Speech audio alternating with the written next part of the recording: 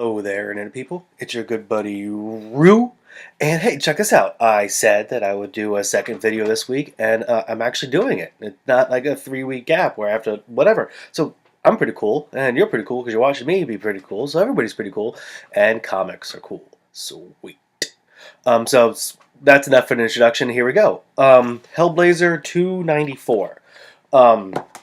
Peter Milligan is making a very good case to be included in the list of top 3 Hellblazer writers, up there with Ennis and Carey. Some people might want to throw Ellis or Azzarello in there, and I know I butchered that last one. But if this is even the second review you've ever watched, you know that that's par for the course.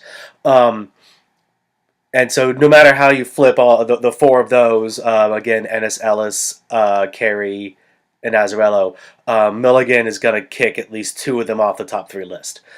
He really has made this character, he's brought emotion back to here, with nothing against any previous run, especially Carey, who was, I want to say, the longest run up until what was the previous long run before Milligan took over.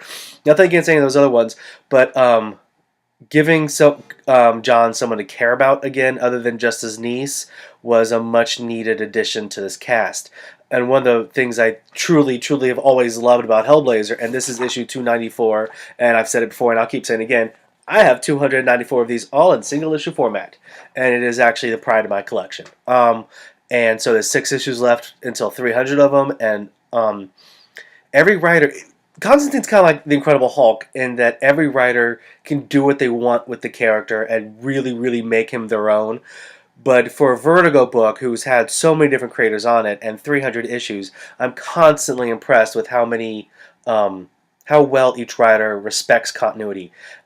And I think that if you know me at all, I guess I am a continuity freak. There's no point, in my opinion, to a serial story unless the serial, the story itself connects.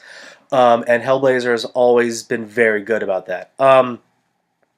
The new storyline right now is Constantine is looking for a long-lost nephew, long-lost Constantine, and basically there's the curse that Constantines, they all basically grow up to be dicks. And this is going to find out what is more important, blood or how you were raised. And with 300 issues in, again, there's maybe 2 other runs that might have been better. This is, I truly, truly am enjoying Milligan's run on Hellblazer, and I don't want it to end anytime soon. So, yay. Little Depressed Boy number 12. I know that 13 comes out this week. So, this is Thursday, so it came out yesterday. I'm not going to get it till tomorrow, which is Friday, because of my mail order through DCBS. But issue number 12 has deserved some loving for about the past 2 months. I don't know when it came out. And it's been my fault that I haven't been able to highlight it.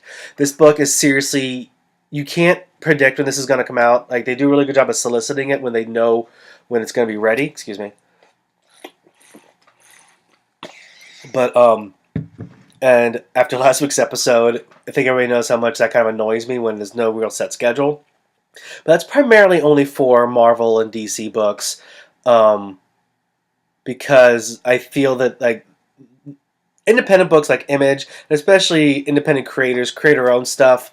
I guess in the back of my mind, I'm always thinking they have other things going on. This isn't paying all the bills. They're doing their best. I don't know what it is, but I kind of forgive it with small print books, small press books like Little Press Boy. And also, this book is so good, I'd rather have it come out once every 3 months than wait however long that would be for a trade to come out. I thoroughly enjoy this book. When the week I get it, it's always the last book I read, because I read least expectations the most expectations, and I love Little Press Boy. In this issue, he's trying to move on from Jazz. He's got a new love interest. The reason I really want to talk about this issue is, though, it really does have one of the most adorable, and I hope you can't read this because I don't, if you do read this issue, I don't want you to read the dialogue here, but it really is one of the most adorable last pages of anything I've ever read, or final scene, final whatever, a movie or a book, of anything I've ever read. It really did. The issue was great, but that last page reminded me why I love this comic. Unlike, I guess, your Hellblazers, your X-Men, or hell, most of the stuff on my shelf here, It doesn't try to take you on an adrenaline ride. This is an emotional roller coaster, not emotional roller coaster, but it's an emotional ride, and it's well worth it. And don't let the fact that I used the word emotion there twice, and the fact that it's called Little Press Boy, don't let any of that fool you. This is not an emo book. This is not. He's not moping. He's not writing bad poetry. It kind of a hipster book, I'll say that. But even for hipsters, it's worth it. Wolverine and the X-Men Alpha and Omega. This was a 6-issue limited series, 5-issue limited series that ended a couple months ago. And I know, I'm breaking my own rule here. I'm going to do it again later on in the review, that I'm not going to buy any more limited series. But this is Brian Woods' debut as an X-writer, and Northlander's DMZ demo, local. I think he did local. I'm kind of flaky tonight. I'm sorry.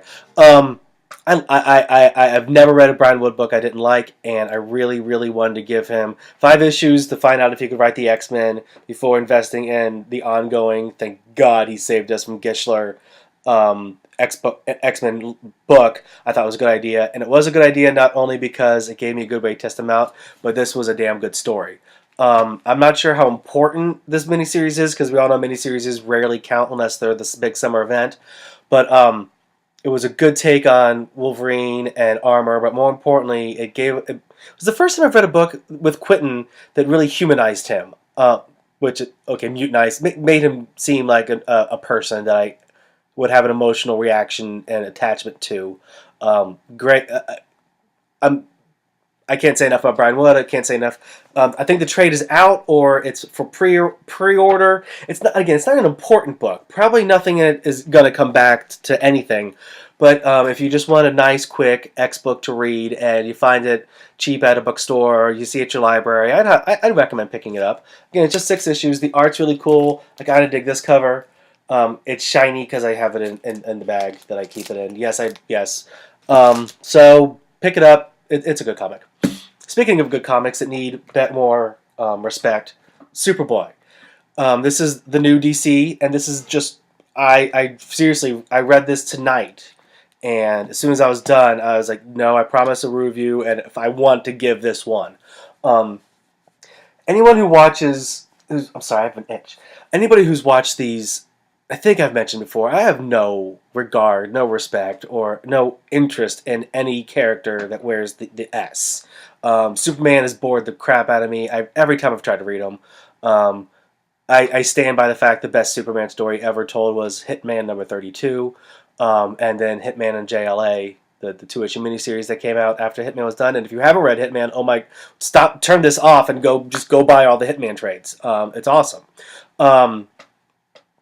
But New DC gave me an opportunity to give everybody a new chance, and it's Scott Lobdell, who was writing the X books when I truly, truly became an X-Men fan. And DC's getting a lot of flack and hate on the internet, so probably not in real life, for hiring a bunch of 90s superstars, whatever they want to call them. But I don't understand what's wrong with the business practice of hiring people who are selling more comics in a month than most writers anymore get in 6. It's good business. You try to get people who sold comics that sell, that sold. And there's a reason Lobdell sold a crap ton of X-Men books. You can blame Goldfoy, you can blame Hologram, you can blame multiple covers, but at the end of the day, Scott Lobdell wrote X-Men 303, which was the death of Ileana, which literally, and I'm not exaggerating here, and I have no shame in saying this, made me cry.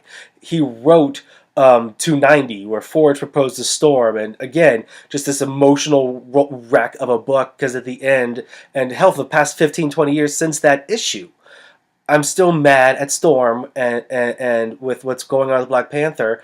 Me and I know a bunch of other people who are like, okay, she's done with Black Panther. Where's Forge? This is who she was meant to be, and I believe that, and I feel that because of what Scott Lobdell was able to do. So, and it's not just those 2 issues. There's hundreds of other issues. Probably it was key in Age of Apocalypse. The only book by Scott Lobdell I didn't like, was when he did a Galaxy Quest miniseries 7 years ago. It just wasn't a good comic. But Superboy is. and it takes the boring, stupid character that I never really liked. I read Teen Titans before, and when he and Brainiac, whatever the hell was going on, I thought that was pretty cool. But that was Judd Winnick, and I trust in Judd Winnick. Um, was that Outsiders? I don't know what that was. It was a good. It was a good. No, he was writing Outsiders, and I think Jeff Jones was writing Teen Titans, and it was a crossover. Sweet, got it, figured it out. This is a really cool take on Superboy.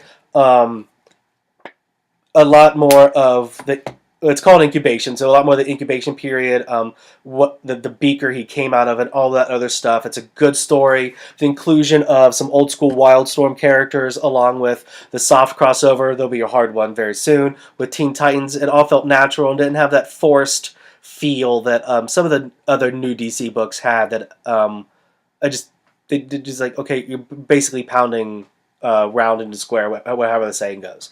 Don't listen to the internet. The internet's stupid. The internet likes to hate things, and the internet hates to like things. It's a good comic. Pick it up. Deadpool kills the Marvel Universe. This is just the 4th issue. There were 4. It was a weekly event, and 99% of it was awesome. Great carnage, great blood. It was really, really cool to see a serious take on Wade that kept how crazy he is, and his and what he hears, and his fourth wall and all that. But then just that last page, it just... the tone of the book up until that point, and then going all meta and all that, it just killed it for me. I guess I'd recommend it for 99% of the book, and I'm overreacting to the last page. It just didn't do it for me. It's Colin Bunn, though. And so Six Gun, starting up on Venom soon. I think he's doing Wolverine right now. He is a true up-and-comer who deserves everything he's getting. He is a phenomenal writer. And if you're not reading the Six Gun, trades are your friends, and the Six Gun is your friend, and you should be reading it. This, again, I don't count this as breaking my rule for miniseries, even though it totally is, because it's Deadpool, and I am nut when it comes to him. And this was before Deadpool was cool. Like, I had New Mutants 98 when it came out. I didn't go back and buy it.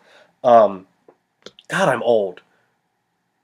Okay, a couple things. I'm not stopping any pre-orders, but I am, from now on, going to drastically cut back on my trade purchases until at least I read half the ones I have that I haven't read, which is the top shelf, the second shelf,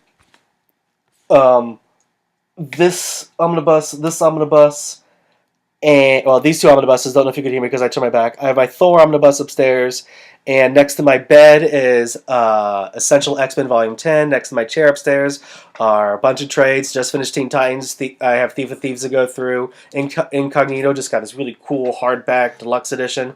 G.I. Joe Volume 15. A bunch of trades that I have, and again, look up there, that I still have to get through. So I'm really going to have to cut back on what I'm buying. So a lot of the new DC Volume 2s that I really want, I'm probably going to have to put off, and some other things. And one more thing, I do know that Pinocchio the Vampire Slayer Volume 3 came out. I've been bugged about why I did 1 and 2. I will do this. This is a great comic book. You should read it. Yay, I said that twice before. That looked really weird right there, because I can see myself on the computer. But Volume 4 comes out like next week, in a couple weeks, so I'm just going to wait and do it all at once. Either way, Volume 3 was great, Volume 1 was great, Volume 2 was great. It's a great comic, it's a great concept. Dude, he lies, snaps part of his nose off because it's wood, and stabs vampires. You can't get much cooler than that. I'm going to try really, really hard to make these more consistent. So, you know what? I can never not make this over 10 minutes. It was like 5 comic books I talked about, and I just rambled on. I love talking about comic books. I love getting people into comic books. So enjoy comics. Enjoy your night. Enjoy your day. I don't know when you're going to watch this. Have a good one, and later, peeps.